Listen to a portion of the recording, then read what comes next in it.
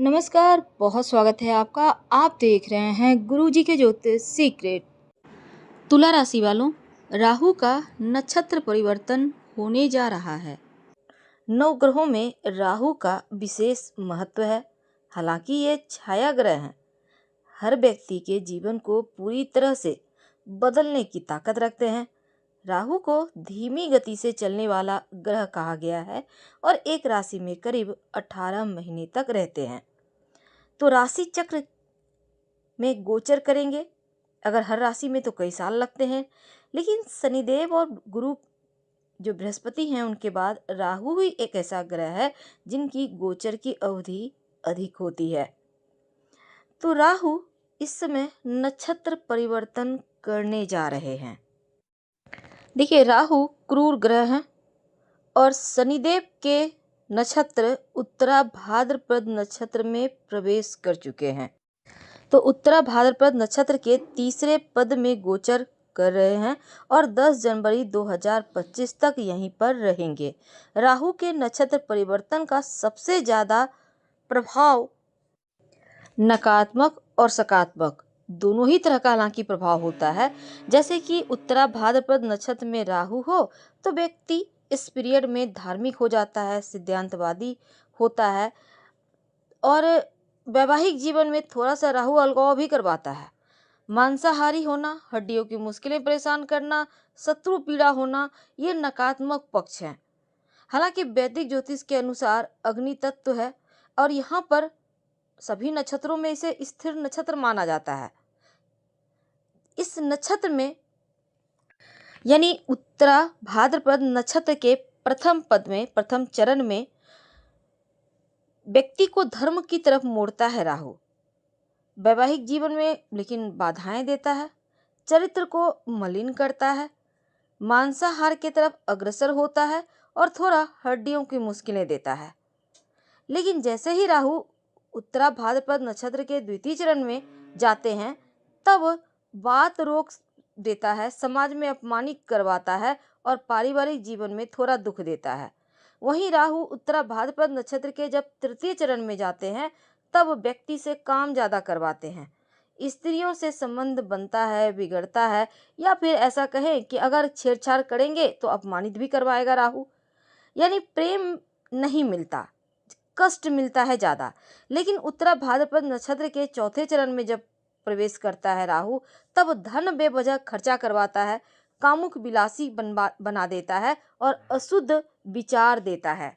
शनिदेव के नक्षत्र में, उत्तरा भाद्रपद नक्षत्र में 16 मार्च 2025 तक रहेंगे और राहु शनि के नक्षत्र में जब आते हैं तो इनका प्रभाव 10 गुना अधिक बढ़ जाता है या 10 गुना अधिक बलशाली हो जाते हैं। वैदिक ज्योतिष में राहु कि अगर हम माने तो जिन पर मेहरबान होते हैं ना, उसे धन, शोहरत, सुख की कमी कभी नहीं होने देते। शनिदेव के बाद दूसरे ऐसे ग्रह राहु हैं जो धीमी गति से चलते हैं, लेकिन राहु का प्रभाव तुरंत होता है और धीमी गति से भी होता है लेकिन अस्थायी होता है। अगर हम शनिदेव से तुलना करें तो शनिदेव के नक्षत्र में बलशाली हो जाते हैं राहु और ऐसा ही अभी हुआ है। तो अभी राहु उत्तरा भाद्रपद नक्षत्र में प्रवेश कर चुके हैं और द्वितीय चरण में गोचर कर रहे हैं। यहाँ पर वो 2 दिसंबर 2024 तक रहेंगे। उत्तरा भाद्रपद नक्षत्र के स्वामी शनिदेव हैं और ज्योतिष की माने तब जब राहु शनि के नक्षत्र में गोचर करते हैं तो वो काफ़ी बलशाली हो जाते हैं और उनके फल देने की क्षमता काफ़ी बढ़ जाती है। तो राहु की बदली हुई इस चाल का आपके ऊपर क्या प्रभाव पड़ेगा, यही आज जानेंगे हम विस्तार से। वीडियो के अंत तक बने रहिए और ये प्रेडिक्शन चंद्र राशि पर आधारित है। राहु उत्तरा भाद्रपद नक्षत्र में 16 मार्च की शाम 6:50 तक रहेंगे। राहु के इस नक्षत्र परिवर्तन से तुला राशि वालों, जो भी रुकावटें थी अभी तक आपके रोजगार में, आपके काम धंधे में, जो आपको लग रहा था कि ये आपको आगे बढ़ने नहीं दे रहा, वो तमाम सफलता के द्वार खुलने जा रहे हैं उत्तरा भाद्रपद नक्षत्र में राहु के आते ही। यानी सफलता ही सफलता दिलाएगा। राहु को आधुनिक युग में संचार का कारक माना गया है और उत्तरा भाद्रपद नक्षत्र पुनर्निर्माण का नक्षत्र है। अब यहाँ पर राहु आएंगे तो उत्तरा भाद्रपद नक्षत्र के 4 चरण हैं। चारों चरण में अलग अलग समय पे रहेंगे। उत्तरा भाद्रपद नक्षत्र का जो चतुर्थ चरण है उसमें 8 सितंबर तक रहेंगे और इसके बाद वो तृतीय चरण में जाएंगे। तब आपकी लाइफ में इसकी क्या भूमिका होगी, पहले हम ये समझते हैं। किसी भी तरह का लड़ाई झगड़ा कोर्ट कचहरी का मामला, बरसों से अटका हुआ विवाद, जमीन संबंधी कोई मुश्किल थी तो उसका समाधान इस पीरियड में आपको दिखेगा। लेकिन आपको इसमें भी तकनीक का इस्तेमाल करना होगा। नए आइडियाज राहु देगा और आपको कामयाबी भी देगा।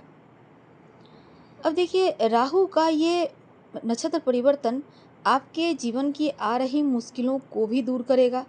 आप ऐसा कह सकते हैं कि आपकी लाइफ का ये टर्निंग पॉइंट है। जो विद्यार्थी हैं उनके लिए ये समय अनुकूल तो है ही, खासकर जो लोग राजनेता हैं या जन समर्थन जिनको चाहिए उन लोगों के लिए भी ये वक्त बढ़िया है।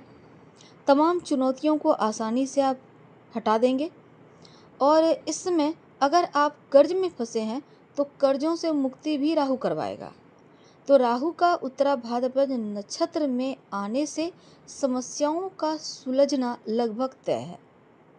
16 मार्च 2025 तक राहु उत्तरा भाद्रपद नक्षत्र में रहेंगे और राहु के इस उत्तरा भाद्रपद नक्षत्र में रहना आपके लिए सुख कारक है। तो चलिए समझते हैं पहले हम डेट वाइज विस्तार से।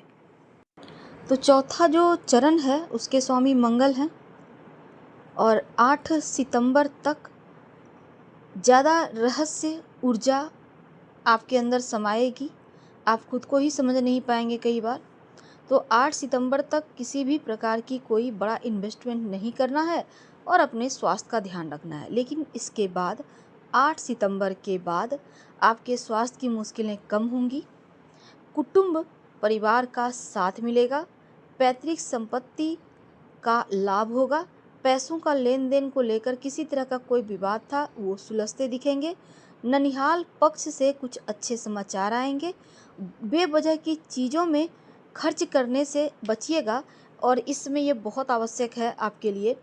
लेकिन क्योंकि यहाँ पर देखिए धन तो देगा पर खर्चा भी होगा, तो खर्चों पर कंट्रोल रखिएगा। जो विद्यार्थी हैं उनके लिए बढ़िया वक्त है। आपका कोई एग्ज़ाम है तो अच्छे से एग्ज़ाम भी जाएगा, मुश्किल से मुश्किल चीज़ों को आप बेहतर तरीके से सॉल्व करेंगे और विद्यार्थियों के लिए तो अच्छा है। तो 8 सितंबर के बाद से जब राहु आपके उत्तरा भाद्रपद नक्षत्र के तृतीय चरण में पहुँचेंगे तब यहाँ से समय अनुकूल चलेगा और एकदम से चेंज होगा। जैसे शत्रु विरोधी समाप्त हो जाएंगे या फिर खुद ही झुक जाएंगे, किसी भी तरह का नुकसान ना हो। इसलिए आप, चूँकि तृतीय चरण मंगल का इसका राशि का स्वामी है, यानी कि उत्तरा भाद्रपद नक्षत्र के तृतीय चरण का मंगल स्वामी है, तो हनुमान चालीसा जरूर पढ़िएगा।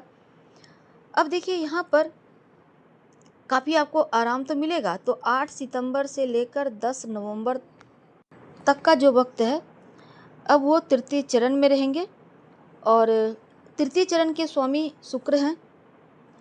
तो शुक्र आपकी राशि भी है। आप जो भी कार्य करेंगे सही दिशा में जाएंगे, अधूरे कार्य बनेंगे, सुख सुविधाएं आपकी लाइफ में फिर से आएंगी, जो भी मुश्किलें थी वो कम होंगी। और इस समय बस सावधान रहना है कि किसी पर आंखें मूंद कर भरोसा नहीं करना है, नहीं तो मुश्किल होगी। खासकर जो लोग कारोबारी भाई हैं, और व्यापार में भी रफ्तार पकड़ेगा। कोर्ट वगैरह में कोई मुकदमा है, केस है, समझौते करके आगे बढ़ जाएं तो अच्छा है। तो अब देखिए यहाँ पर स्त्री के साथ भी किसी तरह का कोई भी थी टेंशन वो समाप्त होगा।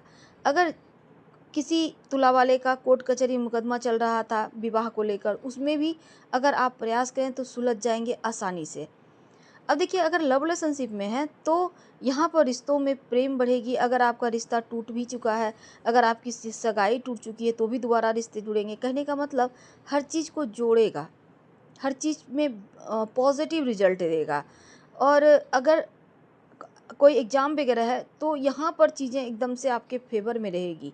मेहनत भी कीजिए, कंपटीशन का युग है, मेहनत से और भी बड़ी सफलता मिलेगी। तो महिलाओं का सम्मान कीजिएगा, ये बहुत आवश्यक है। इसके देखिए यहाँ पर जो उत्तरा भाद्रपद नक्षत्र का जो तीसरा चरण है, इसमें यानी कि द्वितीय चरण में राहु 10 नवंबर 2024 से 12 जनवरी 2025 तक रहेंगे। राहु उत्तरा भाद्रपद नक्षत्र के जो द्वितीय चरण है, इसके स्वामी बुध हैं। और बुध यहाँ पर तो जब वो द्वितीय चरण में आएंगे तो आपके इनकम के एक्स्ट्रा सोर्स बनेंगे, यानी धन आने के नए रास्ते खुलेंगे, एक्स्ट्रा इनकम होगा। अगर बहुत समय से कुछ आप प्राप्त करना चाह रहे थे, बेरोजगार हैं, तो भी अगर कुछ किए भी मिलेगा। इस समय खासकर आपके लिए जो प्रयास करेंगे उसमें सफलता तो है ही। किसी कारणवश अगर किसी चीज़ को लेकर फल नहीं मिल पा रहा था, इस वक्त मिलेगा। द्वादश भाव पर राहु का बढ़ चढ़ का साम्राज्य होता है, तो यहाँ पर विदेश यात्रा भी राहु करवाएगा। और जो लोग विदेश जाने के लिए ट्राई कर रहे थे, तो अचानक से इस समय योग बनेंगे। जो लोग विदेश में हैं अपने देश आ सकते हैं। यानी यहाँ पर छुपी हुई प्रतिभा को निखार कर लाएगा राहु। और उत्तरा भाद्रपद नक्षत्र के द्वितीय चरण आपको बहुत सहायता देगा आपको आगे बढ़ने में। लेकिन घर में कोई शुभ मांगलिक कार्यक्रम भी करवाएगा। अगर कोई घर का परिवार बीमार था, उनके स्वास्थ्य में भी रिलीफ मिलेगा। और साथ ही अगर आप इंपोर्ट एक्सपोर्ट के काम करते हैं तो अचानक से आप तरक्की करेंगे। इसके बाद 12 जनवरी 2025 से 16 मार्च 2025 तक राहु महाराज जो हैं उत्तरा भाद्रपद नक्षत्र के पहले चरण में रहेंगे। तो पहले चरण में रहेंगे, इनके स्वामी सूर्य हैं। अब देखिए, सूर्य रहेंगे तो आपके इच्छाओं की पूर्ति करेंगे। भौतिकवादी दायरे से बाहर निकलिए। ज़्यादा लाभ कमाने के चक्कर में गलत शॉर्टकट रास्ता मत अपनाइएगा, इस बात का ध्यान रखिएगा। नहीं तो राहु यहाँ पक्का डुबाएगा या फिर राहु ही भटकाएगा। संभल कर रहें। रोज़ भगवान सूर्य को प्रणाम जरूर करें या उनको जल अर्पित करें। ओवर थिंकिंग से बचिएगा। और इस समय ज़रूरत से ज़्यादा लालच दे सकता है, तो लालच से बचिए, ये आपके हाथ में है। मित्रों भाइयों से मनमुटाव ना हो, इसका ध्यान रखें। धन के लेन देन में बहुत संभल कर रहें। कई इच्छाएं पूर्ति होंगी और जिन चीज़ों को आप भूल चुके हैं वो भी राहु आपका पूरा करवा देगा। वैसे तो इस समय अगर आप भगवान सूर्य को प्रणाम करते हैं तो बहुत सारी मुश्किलें हल होती दिखेंगी। हम आपसे विदा लेते हैं। जानकारी अच्छी लगे तो लाइक कर, सब्सक्राइब करें, शेयर करें, कमेंट करें। धन्यवाद।